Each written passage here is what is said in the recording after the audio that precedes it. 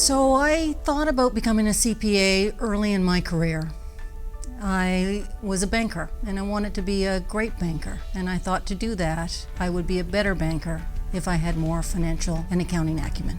So having the CPA behind your name gives you the flexibility to do other things as well. When I was in high school, I took accounting in grade 11, and I remember we had a guest speaker came into the accounting class. I think they were the CFO for Nova Scotia Power at the time. They talked about a career in accounting, what CFOs do, just exposure to different businesses, and right then and there I just said, that's what I'm going to do. I want to be an accountant. I started as a pension fund analyst for NBTEL, and I moved up the ranks to be controller and treasurer. I think the best attribute that I had was to be able to explain what was going on in companies to more senior management or shareholders.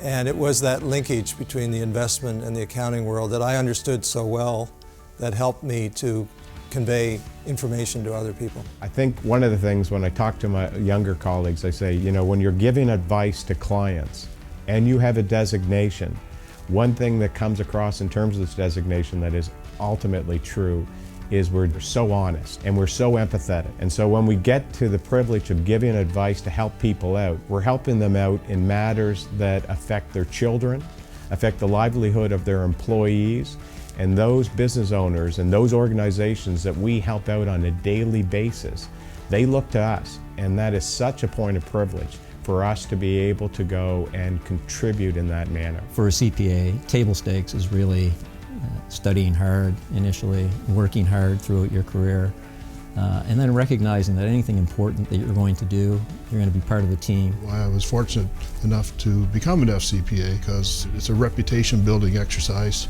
and you have to spend your whole life at it. And, sometimes you got to make the right decisions. If I had to think about what's led me here, it's really people that I've met through the years.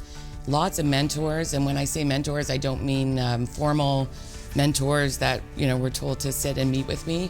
I mean people that I've met that have been supportive, that have taught me lots, that I've learned from, and all of those opportunities to learn from people and see what they do has really made me, I think, end up where I am today. I always found a way to balance my job and help people out in the community, but in the bigger picture, what you really do is you're building your network. Your highlight for me is being an integral part of the team that took the Workers' Compensation Board of Nova Scotia from 45% funded when I took over as the Chief Financial Officer, and the sustainability of the institution was actually in some doubt because of that low funding position, to bringing it to 96% funded when I recently retired from the organization. I got a call from Jeff Baldwin that I had received the fellowship. Wow, I was shocked and stunned and excited and humbled. I take a look at the people that I admire the most, and they never seem to stop working. Whether it be in their businesses or in the community.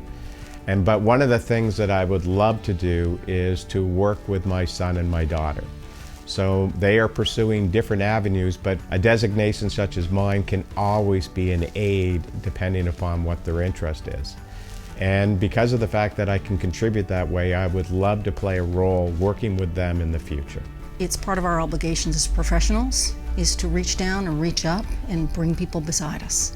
And I think we need to wake up in the morning and make a commitment to do that every day. And the most important thing to me out of my career are the relationships that I have been able to have with some really amazing people and work with a lot of great clients. I've been fortunate in my career. Not only have I had a good employment career, but I've had a couple of interesting volunteer assignments. I happened to chair the Halifax Public Library Board when funding was secured for the new Central Library.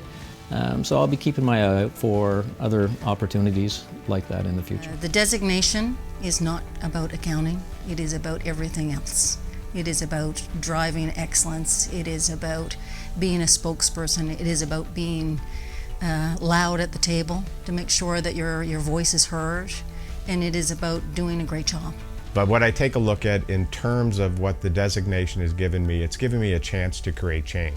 I can remember very vividly the day I got my CPA, and it does still feel like yesterday.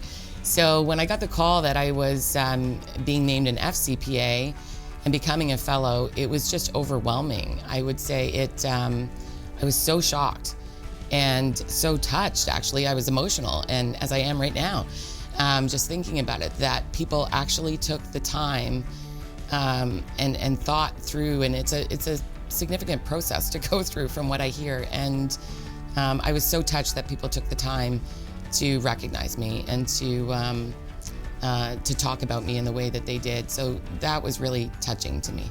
Being recognized by one's peers is wonderful.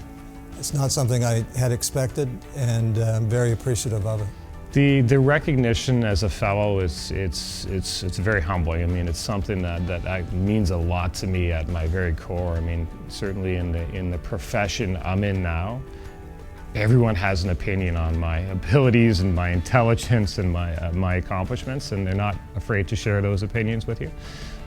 But in the business world, it's different. And when your colleagues in the profession recognize your accomplishments in a positive way, it's a very, very humbling thing. It's a recognition that I'm extremely proud of. To be recognized by peers is a real honor, and it's a pinnacle of my career. To be recognized for leadership and for excellence in my career and my community.